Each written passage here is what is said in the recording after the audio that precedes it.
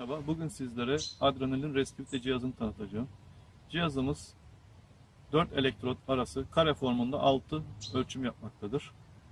3D program vasıtasıyla da ölçtüğümüz noktalar haritalandırılabilmektedir. Şimdi nasıl kullanıldığını sizlere göstermek istiyorum. Toprağımıza 4 adet elektrodumuzu 4'er metre aralıklarla çaktık. 4 metre elektrot çaktığımızda ölçüm yapacağımız maksimum derinlik 2 metredir. Bu da kişisel gömüler ve mezarlar için ideal bir ölçüm derinliğidir. Yapmış olduğumuz 3D yazılım vasıtasıyla ölçüm yaptığımız alanda hiçbir ölü nokta kalmamaktadır. Tamamen tüm yaptığımız alan 2 metre derinliğe kadar ölçülebilmektedir. Bu diğer restivite cihazlarında pek mümkün değildir. Kutup başlarında ya da elektrot başlarında ölü noktalar kalmaktadır. Bizim cihazımızda hiçbir ölü nokta bulunmamaktadır. Şimdi size göstermek istiyorum. Cihazımızı on-off tuşundan açıyoruz. Burada elektrot giriş noktalarında bulunan ledler vasıtasıyla da hangi elektrotlar arasında ölçüm yaptığımızı görmekteyiz. Aynı şekilde ölçüm yaptığımız noktalar arasını da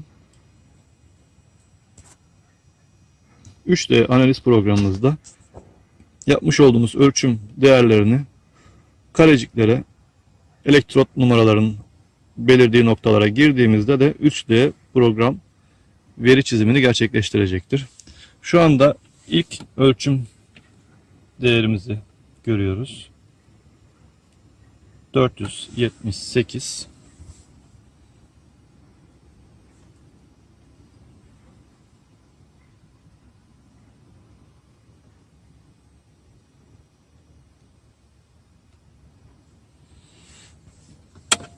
B ile C arası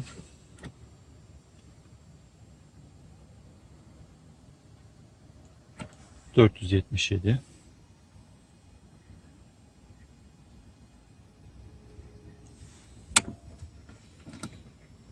C ile D arası 476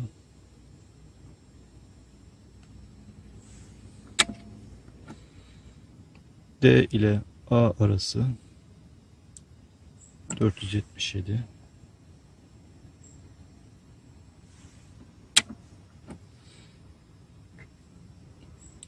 A ile C arası 478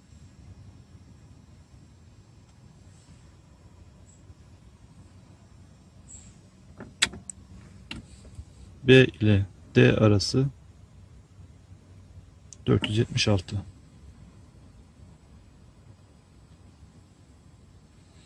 Şu anda ilk bölgemizi taradık.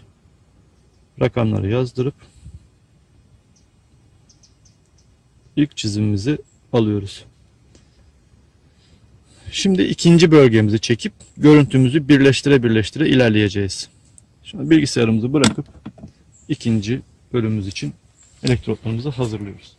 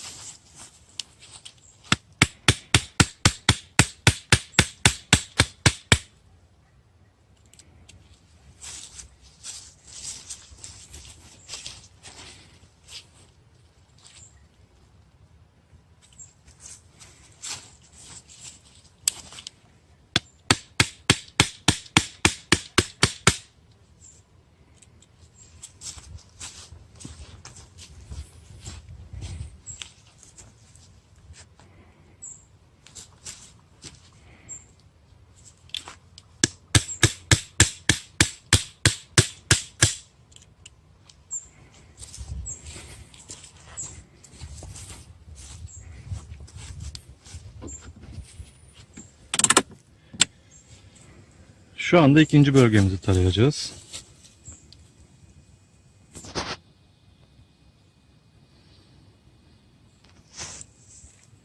Buradan ölçeceğimiz ikinci bölgeyi yazıyoruz. Bitti dediğimizde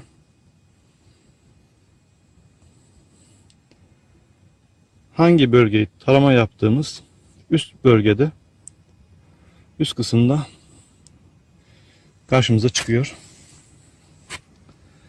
A ile B arasını şu anda ölçüyorum.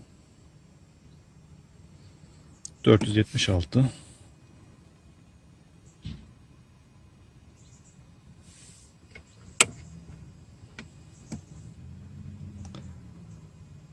B ile C arası 473.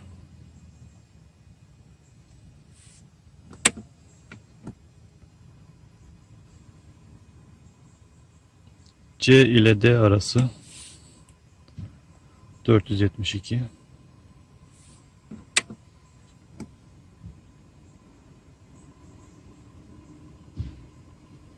D ile A arası 475.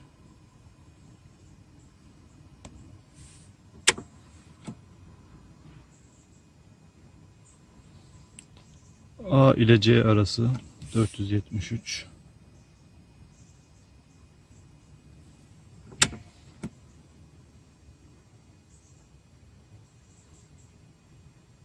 B ile D arası 474.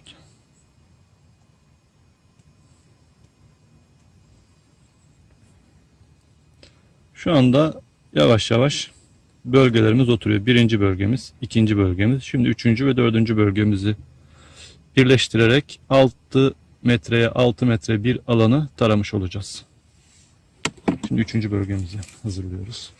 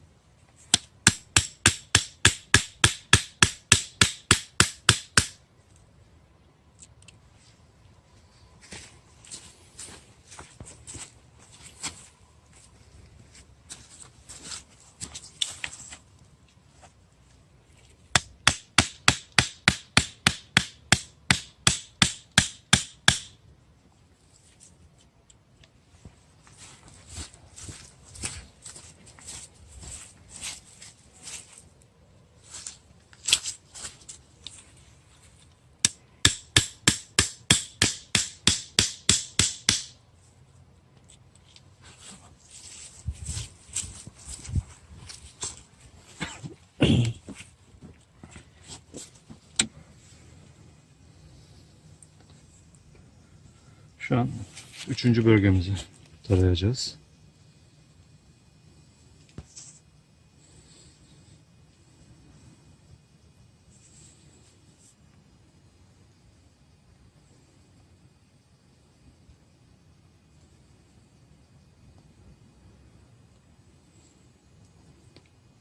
Üst kısımda hangi bölgeyi taradığımız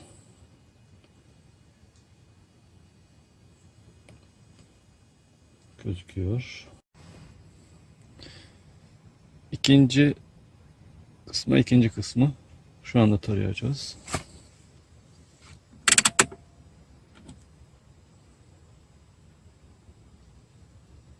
A ile B 473.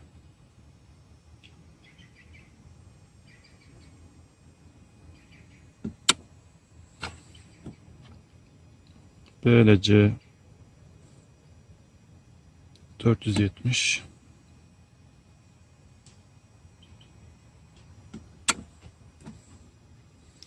C ile D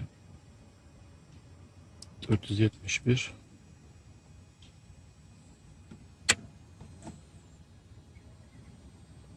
D ile A 474.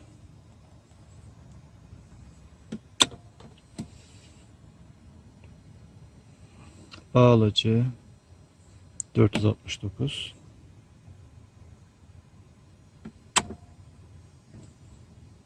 Böyle de 474.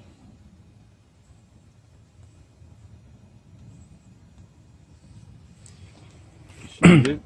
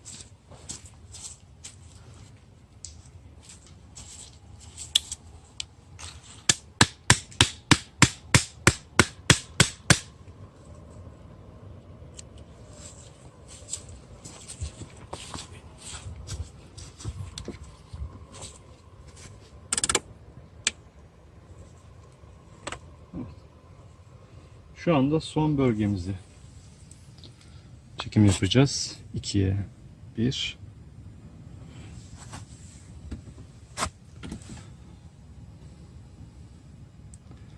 A ile B arası 472.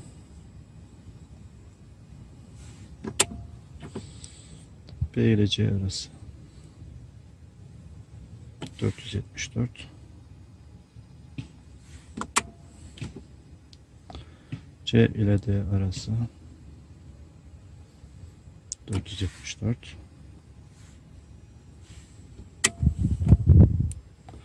D ile A arası 472. A ile C arası 472. E ile D arası 473.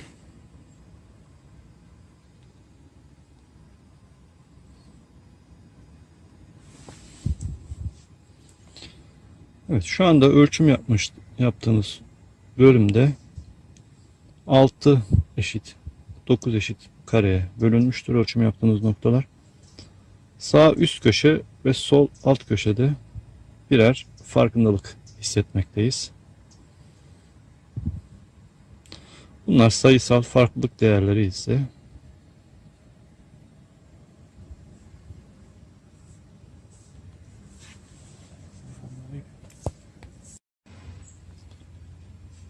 sayısal değer farklılıkları ise artı 3 ile eksi 3 değerler arasında değişiklik göstermektedir.